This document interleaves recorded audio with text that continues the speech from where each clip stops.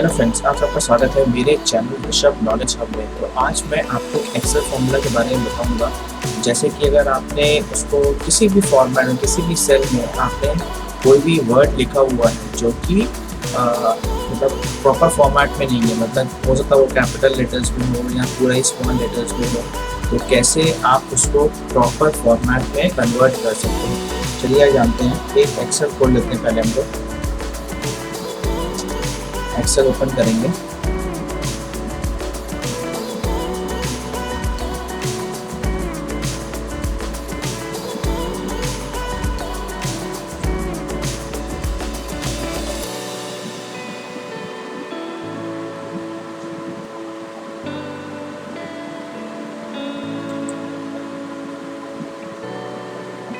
जैसे Excel open हो गई है, अब मैं यहाँ पे कुछ भी टाइप कर दूँ। फॉर एग्जाम्पल मैं यहाँ टाइप करता हूँ ऋषि अरोड़ा। अब मुझे इसे कैपिटल फॉर्मेट में करना है, तो कैसे करूँगा? इज इक्वल टू प्रॉपर एक फॉर्मूला लगाऊंगा और इस सेल को सिलेक्ट कर लूँगा और फिर मैं एंटर कर दूँगा। अब ये देखिए एकदम सिंपल फॉर्मेट में हो गया ये।